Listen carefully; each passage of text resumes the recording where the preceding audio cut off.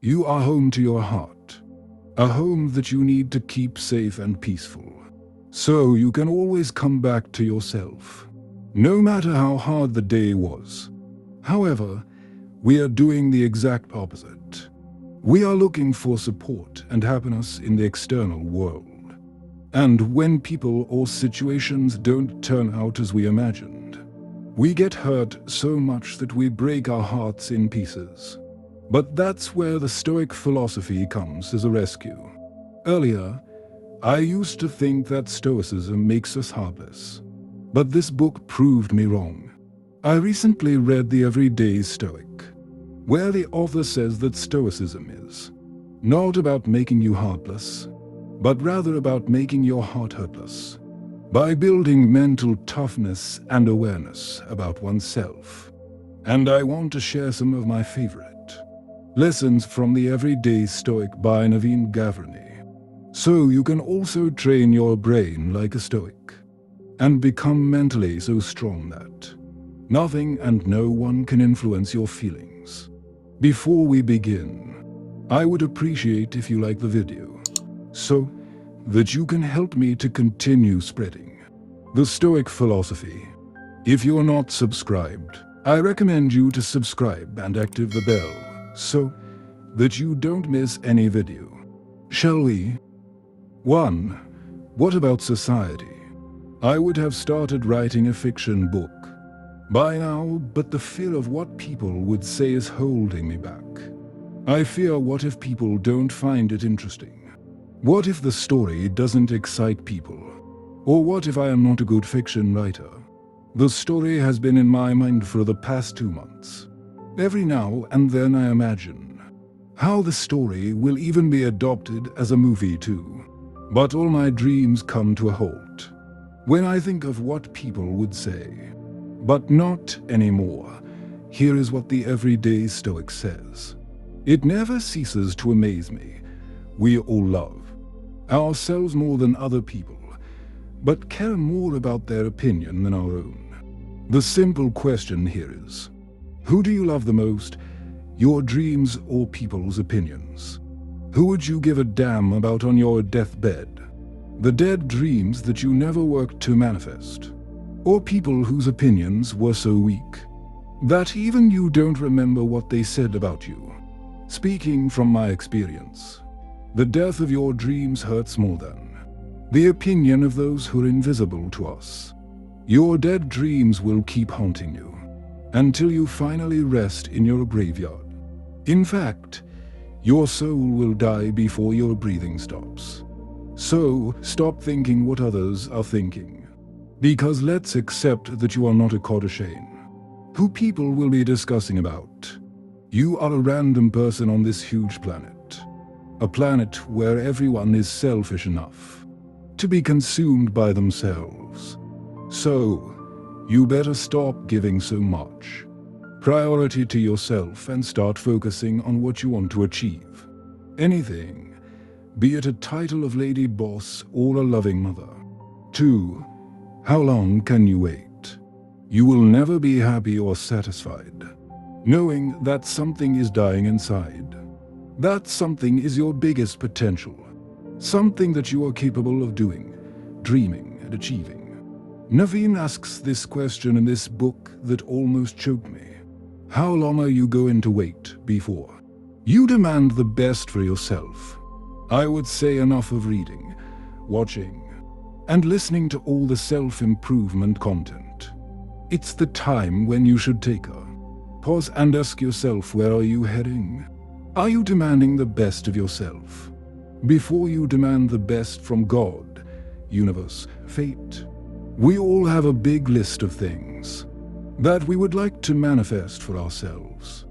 In my case, it would be a small cottage somewhere in Edinburgh. But wishing is easy, right? You can just sit on your sofa with a cup of coffee and keep dreaming about living your dream life. You have to demand the absolute best for yourself from yourself. If you want to be a writer, instead of writing when you feel like it, make a routine of writing every day. The catch here is, you always know what your best is. And when you don't do your best, you choke yourself every single day. That's where all the anxiety, stress, and worries about the future hold you back. Free the voice in your head. Sometimes I want to take a knife and stab the voice in my head so hard that it can never scare me. How can my own mind go against me? How can my mind imagine just problems for yourself? Only the worst possible things. Well, if that sounds familiar to you, then let me tell you that you and I have trained our brains to be our biggest enemy. How? If you feel like the voice in your head is somehow standing in the way of living a good life, realize that you can change the voice. We always had and will always have the power to change the dialogue of the voice we hear in our minds. We cannot shut that voice completely, but we can definitely train it to say things that empower us. How can you do that? Well, first you need to know what the voice says now. And for that, analyze whatever you think. You are thinking for 24 hours. Don't judge, don't suppress, and don't comment. Just be an observer, like you are listening to a person talking to you. Listen with curiosity. Then, write about what your future version looks like. What does your future version do, think, and behave like? Once you know your dream version of yourself, start acting like that version. In no time, acting will turn into your new lifestyle and your brain will be your best bud. 4. Become independent. When college ended and I came back to my hometown, I thought I would die of loneliness. But the past year was a pure blessing to me. Why? Because I learned that being alone and lonely are two different things. If we can just sit with ourselves to pay attention to what we like, how we think, what makes us happy, what makes us sad, and what excites us, then loneliness can be a great source of happiness. You should take this time to get curious about yourself, to travel inward, and just to explore the beauty of your mind. When I didn't have anyone, I was left with time and my dreams. I started working on my dreams, and in no time, achievements became my best friends, making me feel proud of myself. So, what can you do? Well, I don't know how many people you have around you, but I can bet with time everyone will take a leave. Some people will have their careers to focus on. Some will get better friends. Some might get bored of you, and some will start their own families. You will be left alone, all on your own. Hence, I would urge you to start spending some time alone, even if you have a bunch of people beside you. Even if you are married, learn to enjoy your own company.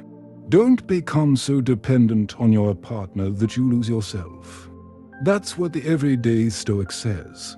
Nothing, to my way of thinking, is a better proof of a well-ordered mind than a man's ability to stop just where he is and pass some time in his own company.